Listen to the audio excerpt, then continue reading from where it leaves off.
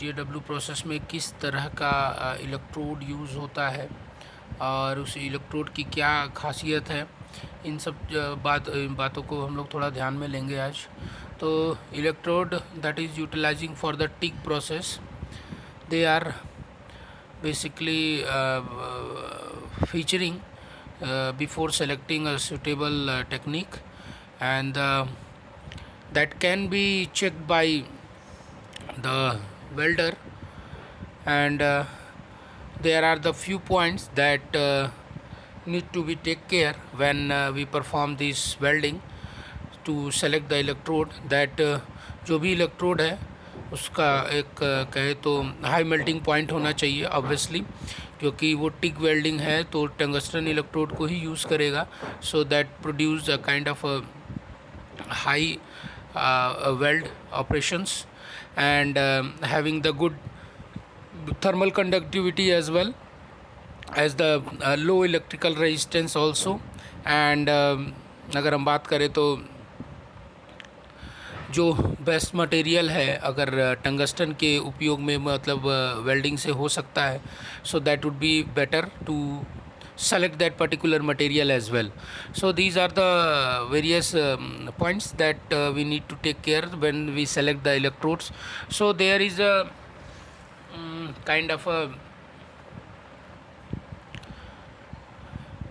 standard that following, and that standard basically relating to ISO 6848 TIG welding electrode, and their details basically are related, and these standard electrode are very helpful and can be categorized in various kind of a mode.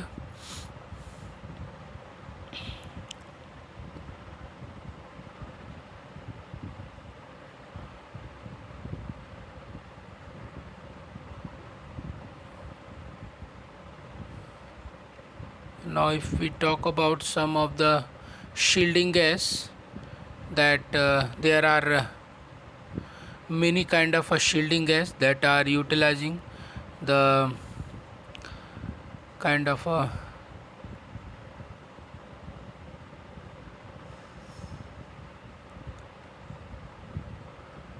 fuel gases, acetylene, propane, butane, and the shielding gases carbon dioxide, argon, helium, these are utilizing. And the shielding gas for the steel basically implying that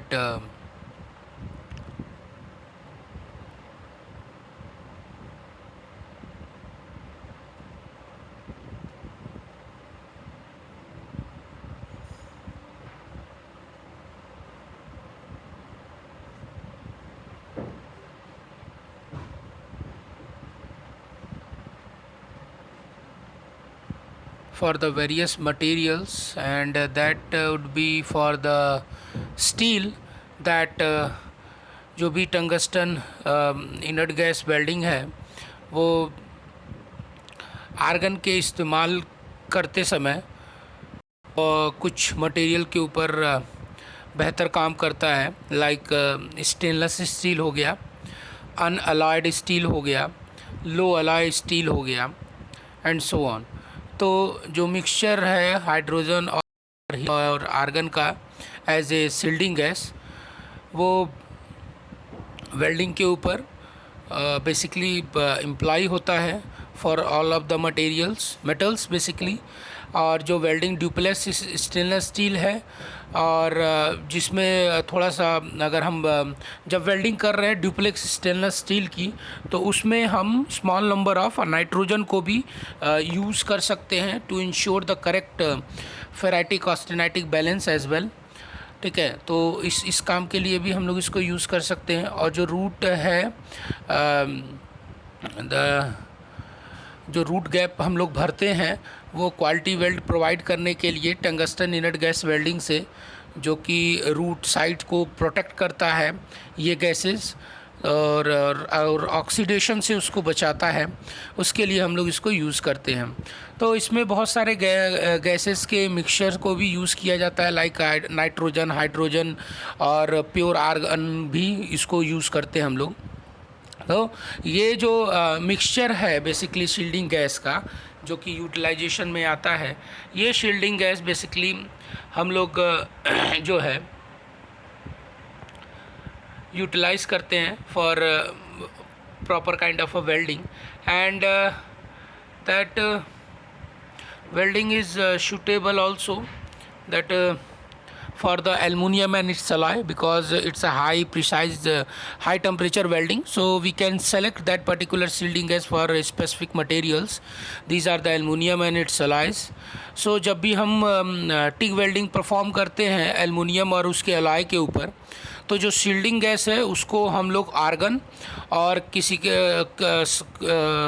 sometime that we need to use the mixture of other gases like helium plus argon. और जो helium है basically mainly उसमें हम लोग add करते हैं helium को किस काम के लिए, जो हीट ट्रांसफ़र है, ठीक है, उसको इम्प्रूव करने के लिए, और या अगर हम थिकर शीट सेक्शन की वेल्डिंग कर रहे हैं,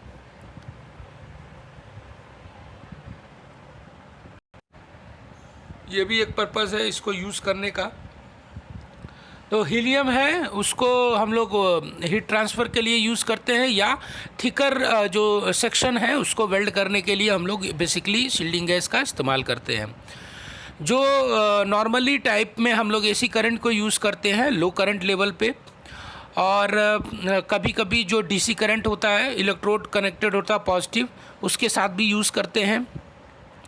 और argon as a shielding gas जो कि इम्प्रूव करता है ऑक्सीडेशन के ब्रेकडाउन को, मींस ऑक्सीडेशन होने नहीं देता है, आर्क की स्टेबिलिटी को मेंटेन कर लेता है और वेल्ड क्वालिटी को बेहतर करता है। तो इस कारण से इस तरह की शील्डिंग गैस को इतनी प्रिसाइज मटेरियल के लिए हम लोग यूज़ करते हैं। तो जो शील्डिंग गैस है कॉपर और उसके अलॉय के लिए, उसके लिए कौन से शील्डिंग गैस को यूज़ करते हैं, that shielding gas are known as kind of argon. Argon is considered for suitable option for the welding copper for the welding of the copper material on the metal। और ये जो है basically हर position के लिए welding कर सकते हैं copper में, और उसके लिए इम्प्लाइड है, एंड ये एक एक्सीलेंट रिजल्ट्स को प्रोवाइड करता है अगर हम दूसरे मटेरियल के रिस्पेक्ट में इसको कंपेयर करें। और अगर मटेरियल की थिकनेस ज़्यादा है, कहें तो 6 mm से ज़्यादा है, उसके लिए भी इस तरह के शील्डिंग गैस को यूज़ करते हैं। और अगर कहीं ज़रूरत पड़ी तो sometimes we are utilising the shielding gas as well, the preheating as well to required for the high thermal conductivity of the metal as well. And जो बेस्ट शील्डिंग गैस है वर्क पीस पे जो more than 6 mm thickness से ऊपर है, उसके लिए helium को यूटिलाइज करेंगे जिसमें 35% आर्गन होगा। So that combination will create kind of atmosphere which will helpful to join the copper and its alloys. ठीक है, तो इस तरह के शील्डिंग मटेरियल गैसेस से हम लोग कॉपर और उसके अलॉय को जोड़ सकते हैं। सो अगर हम टाइटेनियम की ही बात करें कि टाइटेनियम को भी जोड़ना है अगर, तो उसके लिए कौन सा शील्डिंग गैस हम यूज़ करेंगे। So for performing the welding operation on the tungsten, not the tungsten, that is tungsten से तो हम वेल्डिंग ही कर रहे हैं, right. So that the other material is called the titanium, right? So it is also the high strength and the high temperature material that required a kind of a high purity in the gases, that is not less than 99.99%. So you can see how this the purity regarding the perfection of this particular material is selected for performing the weld. So but in some gas cases an extra shielding gas is also required. So that possibly it may be हम कह सकते हैं कि helium हो या argon हो या दोनों का मिक्सचर भी हो सकता है. और जो आर्गन है वो मेटल की थिकनेस अगर 3 mm से तक है तो उसको हम लोग यूज़ कर सकते हैं, जिससे कि एक अच्छी शील्डिंग प्रोवाइड हो सकती है और हायर डेंसिटी मिलती है, राइट.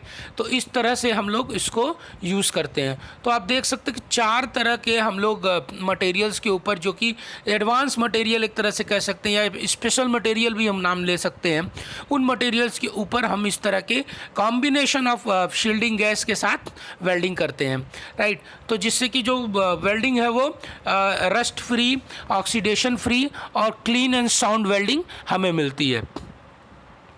सो जो गैस, अब बात आती है कि जो गैस निकलता है प्रोसेस में, जब भी हम मतलब इमिट होता है, basically that gases emitted from the welding processes, तो that all are the burning things that produces some kind of a fumes as well.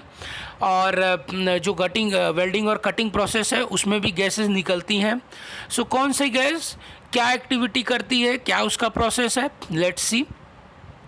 That we have a carbon dioxide that is emitted by the breakdown of carbon dioxide of shielding gas that produce due to the heating of nitrogen and the oxygen from the atmosphere. और carbon monoxide की अगर हम बात करें, वो produce करता है decomposition of the flux and hydrogen chloride, basically that created due to the reaction of the vapors and ultraviolet light. और जो ओजोन है वो एमिट करता है due to the interaction of the atmospheric oxygen and electric arc. So ये basically बातें हैं जिनको हमें ध्यान में रखना है. Then the protection of from the welding. अब अगर ये हाई टेम्परेचर और हीट टेम्परेचर वेल्डिंग हो रही है तो उसमें अपने आप को हम किस तरह से बेसिकली बचा सकते हैं, राइट. तो उसके बारे में हम लोग थोड़ा बात कर लेते हैं. How to protect from the welding gases, right. So जो फर्म्स और गैसेस निकलती हैं वेल्डिंग में वो बहुत ही हार्मफुल होती हैं ह्यूमंस के लिए. और जो भी वेल्डर होते हैं उनको सेफ्टी इंस्ट्रक्शन को प्रॉपर तरीके से पढ़ना होता है, बिना किसी इंटरप्शंस के मैन्युफैक्चरिंग को बनाना, वेल्डिंग करना, शुरू करना, ये सारी चीज़ों का जो चिट्ठा पट्टा है वो सब कुछ उसी में मैनुअल में होता है. That is basically the WPS, welding procedure specification. और उसमें जो जर्नल सेफ्टी चीज़ें हैं उसको भी ध्यान में रखना होता है. तो हर चीज़ें वेल्डिंग प्रोसीजर स्पेसिफिकेशन में इंक्लूडेड हो भी सकती है और जो ज़रूरत की है नहीं भी हो सकती हैं, जिनको हम लोग as a welder, as a skilled welder हमको जानना भी होगा. So there should be a proper ventilation system. ये तो ऑब्वियस सी बात है कि जब अगर आप वेल्डिंग कर रहे हैं तो एक प्रॉपर वेंटिलेशन सिस्टम की ज़रूरत होनी चाहिए, जिससे कि जो गैस निकल रहा है, जो फॉर्म्स निकल रहा है, वो ईज़िली बाहर निकल जाए, जिसकी वजह से जो वेल्डिंग है, जो एरिया है वेल्डिंग का, वो क्लीन रहे और जो वेल्डर है वो किसी भी प्रकार के प्रॉब्लम से बचने के लिए रेडी रहे, राइट. इसलिए हम उसको यूज़ करते हैं. Then the always wear appropriate reciprocating protective equipment that possibly made up of the latest technology. जितने भी इक्विपमेंट्स हैं, प्रोटेक्टिव गियर्स हैं, उनको यूज़ करना है, पहनना है, तब जाके वेल्डिंग अच्छी होगी और अपना सेहत भी बेहतर रहेगा. जो वेल्डर है वो जब वेल्डिंग होगी वहाँ पे फ़ैन का यूज़ नहीं करेंगे, इस बात का ध्यान रहे.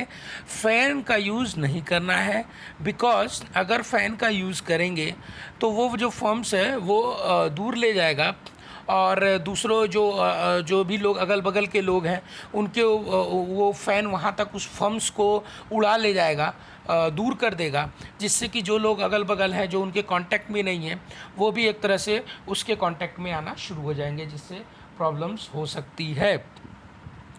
सो the welder should not weld place still wet using degreasing solvent.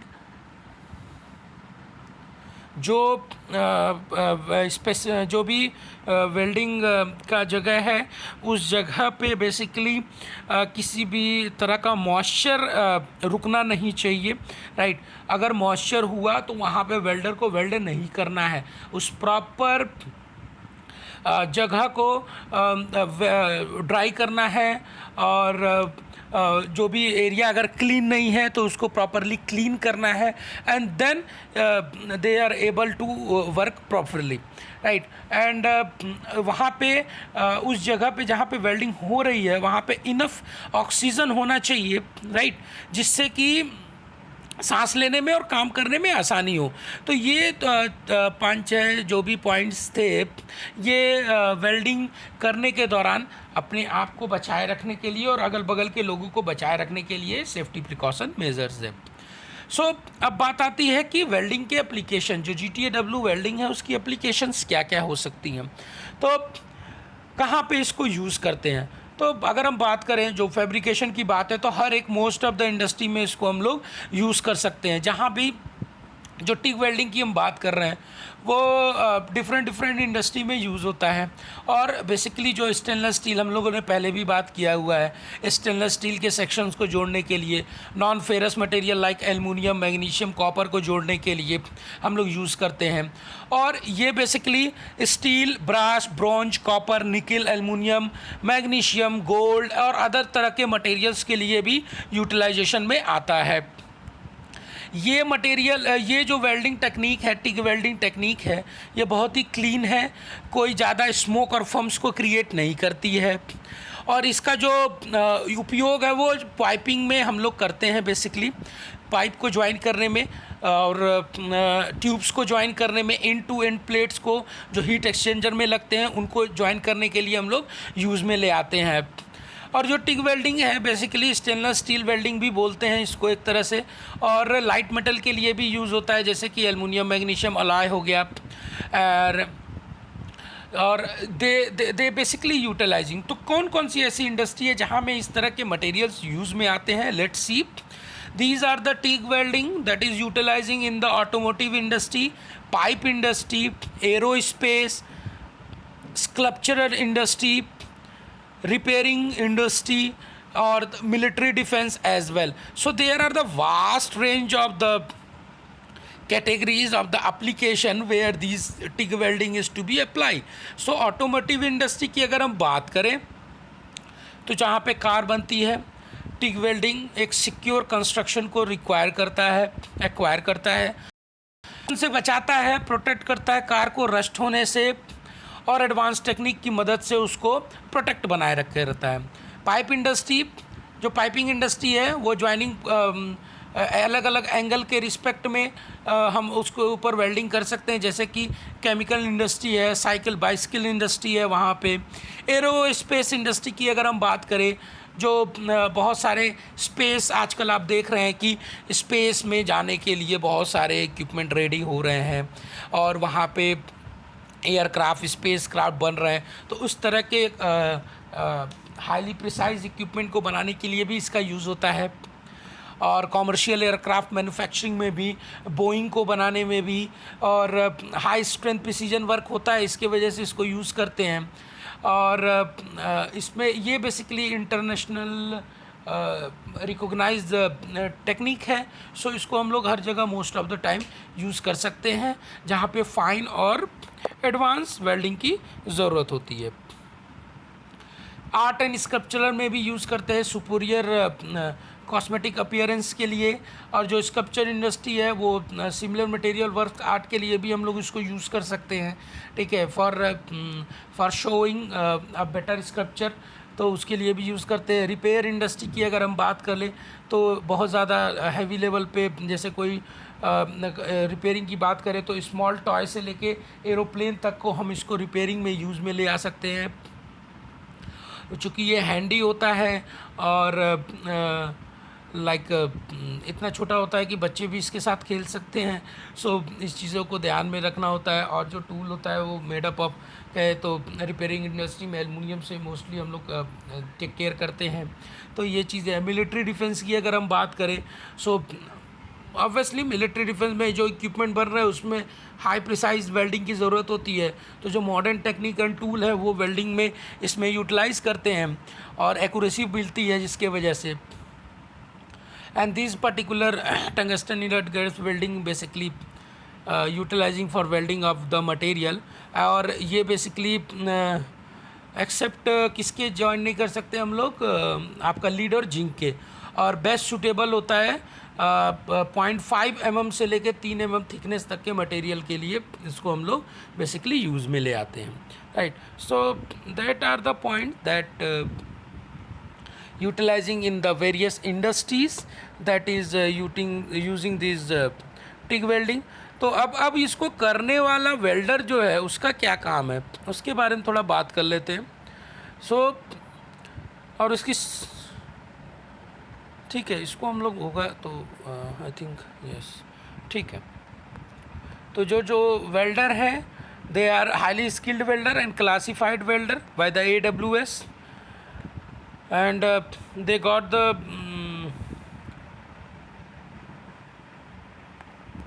respectively।